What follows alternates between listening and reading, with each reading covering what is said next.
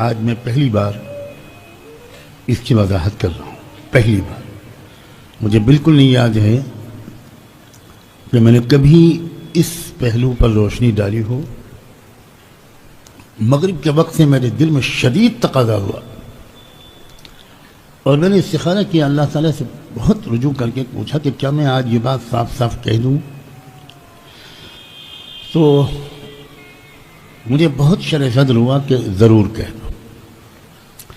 ایک امانت کے طور پر آپ حضرات سے یہ بات پہلی بار کہہ رہا ہوں, اور میرے مخاطب وہ لوگ بھی ہیں جو سامنے ہیں, اور وہ ہزاروں لوگ بھی ہیں جو مختلف ملکوں میں بیٹھ کر اس مجلس کو روزانہ سنتے ہیں.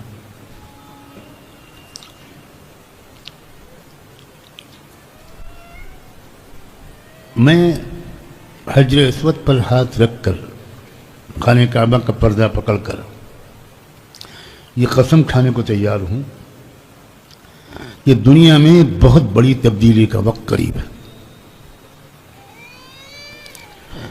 بہت بڑے انقلاب کا وقت قریب ہے.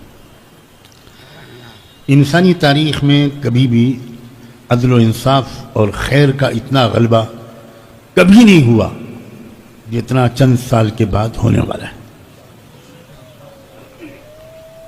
میرے جملے کو یاد رکھیے. پوری انسانی تاریخ میں, پوری دنیا کی سطح پر امن و انصاف اور خیر کا غلبہ کبھی نہیں ہوا جو اب چند سال کے بعد ہونے والا ہے. اور اس سے پہلے لاکھوں کروڑوں مسلموں کو مسترد کر کے اللہ کافروں اور دجال کی فوج میں بھیجنے والے ہیں. یہ بھی سن لیجیے. زبردست چھٹائی ہونے والی ہے, اور اس چھٹائی کے بعد وہ خیر کا غلبہ ہوگا جب خالص پکے مومن دنیا میں رہ جائیں گے, اور وہ ہو سکتا ہے چند فیصد ہو. احادیث میں بھی اس کا اشارہ ملتا ہے کہ وہ چند فیصد سے زیادہ نہیں ہوگا.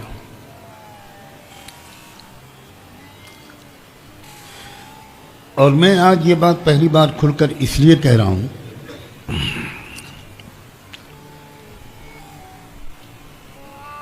اس امید پر کہہ رہا ہوں, اللہ اس امید کی لاج رکھ لے, اور ان علماء کی گواہی کی بنیاد پر کہہ رہا ہوں جن کے علم و تقوی پر الحمدللہ مجھ کو پورا اعتماد ہے.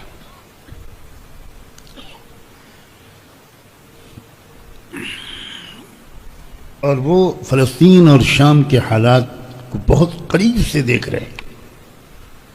وہ ہماری طرح دور نہیں بیٹھے,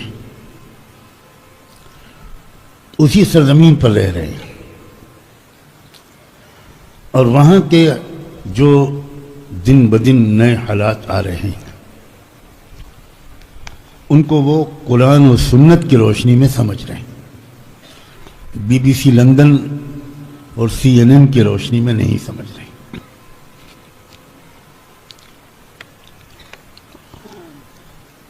اور وہ بتا رہے ہیں الحمدللہ اس عاجز کا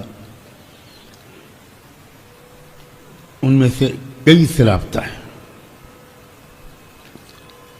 وہ بتا رہے ہیں کہ ہو کیا رہا ہے اور آثار کیا ہیں اور کن مرحلوں سے گزر کر ہم کس منزل تک پہنچنے والے ہیں.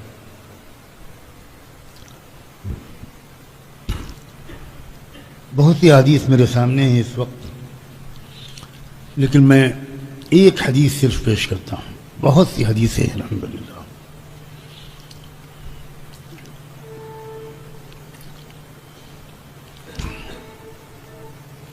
سیدنا علی بن ابی طالب رضی اللہ عنہ وکرم اللہ وجہہ وہ فرماتے ہیں ایسے خطرناک حالات آنے والے ہیں ستکون فتنة يحصل الناس فيها كما يحصل الذهب في المعدن. جس طرح سونے کو آگ میں رکھ کر تپایا جاتا ہے، سارا میل کچیل اور ملاوٹ جو کچھ اس کے اندر ہے اس کو گندگی کی طرح بہا دیا جاتا ہے، اس طرح انسانوں کو سخت آزمائشوں کی آگ میں تپایا جائے گا۔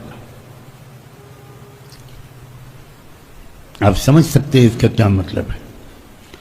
ہمارے اندر جتنا میل کچیل ہے، ہم میں سے جتنوں کے اندر، وہ سب الگ کر دیے جائیں گے۔ اللہ اکبر! یہ سن کر چیخیں نکلنی چاہیے۔ ہم بہت آرام سے سن رہے ہیں، آرام سے۔ صحابہ چیختے تھے، چلاتے تھے یہ اس قسم کے احادیث سن کر، بہت واقعات، بے ہوش ہو جاتے تھے۔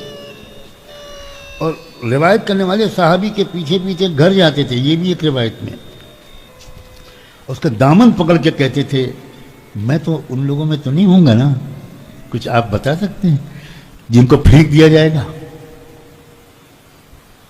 ہمیں تو سن کر کوئی ڈر بھی نہیں لگتا۔ فَلَا تَسُبُّوا أَهْلَ الشَّامِ، جملہ سنو، سیدنا علی فرماتے ہیں شام والوں کو برا برا مت کہا کرو۔ آپ غور کیجئے ذرا، سیدنا علی کا اختلاف کن لوگوں سے تھا؟ شام والوں سے۔ اور لوگوں نے کیا فسانے گڑے ہیں سیدنا علی اور سیدنا معاویہ کے اختلاف کے، اور کیا بکواس جھوٹ بکا ہے۔ اور سیدنا علی کیا کہہ رہے ہیں؟ قطعاً شام والوں کو برا مت کہنا۔ اللہ اکبر۔ وَسَبُّوا ظَلَمَتَهُمْ، ان میں سے جو کوئی کبھی کوئی ظالم کھڑا ہو اس پر تنقید کرنا۔ عام طور سے شام والوں کو برا بلا مت کہنا، یہ ہماری کمزوری ہے۔ کسی ایک علاقے کے دو آدمیوں سے ہم کو شکایت ہوتی ہے، ہم فوراً کہنے لگتے ہیں اس علاقے کے سب لوگ ایسے۔ امام احمد بن حنبل کا جملہ ہے کہ تعمیم حکم حرام ہے، یعنی ایک آدمی کی کسی غلطی کی وجہ سے اس کے خاندان کو برا بلا کہہ دینا، اس کے قبیلہ کو برا بلا کہہ دینا، اس کے علاقے کو برا بلا کہہ دینا، یہ حرام ہے، کبیرہ گناہ ہے۔ فَإِنَّ فِيهِمُ الْأَبْدَالِ، حضرت علی فرما رہے ہیں شام کے رہنے والوں میں ابدال کے مقام تک پہنچے ہوئے اولیاء اللہ پیدا ہوتے رہیں گے۔ مجھے ایک بڑی عظیم عالم نے یہ حدیث آئی تھی تو اس وقت کیا کہا تھا ابدال کی تشریح میں، میں وہ جرأت اپنے اندر نہیں پاتا کہ میں اس تشریح کو نقل کروں۔ وَسَيُرْسِلُ اللَّهُ إِلَيْهِمْ سَبَبًا مِّنَ السَّمَاءِ فَيُغْرِقُهُ حَتَّى لَوْ قَاتَلَتْهُمُ الثَّعَالِبُ غَلَبَتْهُمْ وَسَيُرْسِلُ اللَّهُ إِلَيْهِمْ سَيْبًا مِّنَ السَّمَاءِ فَيُغْرِقُهُمْ۔ اور ایسے عجیب قسم کے فتنے، آزمائشیں، عذاب، سزائیں آئیں گی کہ اللہ کی برا۔ یہ بھی ہوگا ملک شام میں، اور لوگ اس قدر کمزور پڑ جائیں گے کہ لومڑیاں بھی اگر حملہ کر دیں گی تو وہ مقابلہ نہیں کر پائیں۔ ثم يبعث الله عند ذلك رجلا من عترة الرسول صلى الله عليه وآله وسلم في 12,000 إن قلوا و15,000 إن كثروا۔ پھر اللہ تعالیٰ رحمت دو عالم صلی اللہ علیہ وسلم کی اولاد میں سے، ان کی نسل میں سے ایک شخص کو کھڑا کرے گا، اور ان کے ساتھ 12 یا 15,000 لوگ ہوں گے بس۔ امارتهم او علامتهم امد على 3 رايات، جب کوئی فوج اپنی کارروائی کرتی ہے تو اس میں ایک کوڈ ورڈ طے ہوتا ہے کہ آپس میں ایک دوسرے کو پہچاننے کے لیے کوئی ایک آدھ کوڈ ورڈ طے ہوتا ہے. تو وہ جو لوگ ہوں گے 12 یا 15,000 ان کے درمیان کا کوڈ ورڈ جو ہوگا وہ امت ہوگا. میں بار بار عرض کر رہا ہوں کہ امت کی جامع تربیت کی ضرورت ہے. ہمارے یہاں جامع تربیت کا کوئی تصور نہیں، کوئی تصور کچھ نہیں. اس پر میں جتنا دکھی ہوں، میرے دکھ کو سمجھنے والا بھی آج تک مجھے نہیں ملا، بالکل نہیں. راز کو راز رکھنا، ایک اجتماعی ڈسپلن کے ساتھ کام کرنا، کسی قائد کی قیادت میں کام کرنا، اس کی کوئی تربیت ہوئی ہے ہماری؟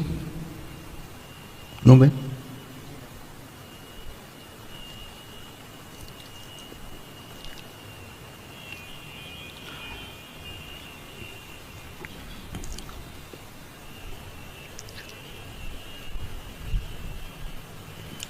تین جھنڈے ہوں گے ان کے دشمنوں کے مقابلے میں، جو ان کے مقابلے میں ہوں گے ان کے 7 جھنڈے ہوں گے. کیا تفصیلات اس دور میں منطبق ہو رہی ہیں میں نہیں بتاؤں گا، جو فیس دے گا اس کو بتاؤں گا. شہادت یہ ہے فیس. بیگم سے پوچھ کیا ہے؟ مت ڈلے گی اور کل کو خانقاہ سے واپس بلا گئی. ہاں یہ امید ہے. تم مکاری کر سکتے ہو، وہ بہت اچھی ہے. اللہ، میں مذاق نہیں کر رہا ہوں. کاش ہمارے اندر جذبہ پیدا ہو. لیس من صاحب رایۃ الا وهو یطمع بالملک. یہ جو 7 گروپ ہوں گے مخالف، ان کا مطمع نظر صرف حکومت پر قبضہ کرنا ہو. ان کے سامنے کوئی اصلاحی منصوبہ، عدل و انصاف کا قیام، غربت اور جہالت سے لوگوں کو نکالنا، یہ سب کچھ نہیں ہو. ان کو کرسی چاہیے. فَيَقْتَتِلُونَ وَيُهْزَمُونَ. اور شروع میں شکست ہوگی. ثم يظهر الہاشمی. پھر اللہ تعالیٰ خاندان نبوت کا ایک فرد کو کھڑا کرے گا. فَيَرُدُّ اللَّهُ إِلَى النَّاسِ إِلْفَتَهُمْ وَنِعْمَتَهُمْ. اور اس کے ذریعے اللہ تعالیٰ لوگوں کو خوشحال کر دے گا، پرسکون کرتا ہوں وَنِعْمَتَهُمْ. فَيَكُونُونَ عَلَى ذَلِكَ. پھر وہ اسی طرح کی زندگی گزار رہے ہوں گے یہاں تک کہ وہ وقت آئے گا جب دجال نکل آئے گا. اس حدیث کو حاکم نے مستدرک میں روایت کیا ہے اور یہ کہا ہے کہ ھذا حدیث صحیح الاسناد. بہت سی حدیث ہیں، بہت حدیث ہیں اس موضوع پر. میں اس لیے یہ باتیں آج کل بہت بیان کر رہا ہوں، اللہ عالم بالصواب.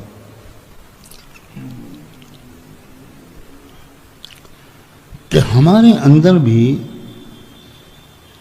موجودہ حالات کی رعایت کرتے ہوئے شریعت کی روشنی میں دھیرے دھیرے بلکہ تیز رفتاری سے اجتماعی نظام کے تحت جینے کی مشق ہونی چاہیے. یہ مشق نہیں ہوگی تو ہم قافلے سے بہت پیچھے رہ جائیں گے.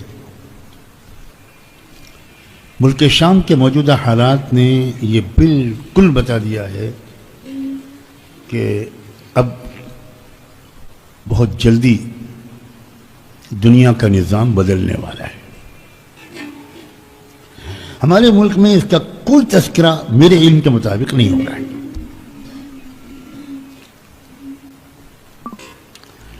میری سمجھ میں نہیں آتا پورے احترام کے ساتھ کہ کیوں نہیں ہو رہا.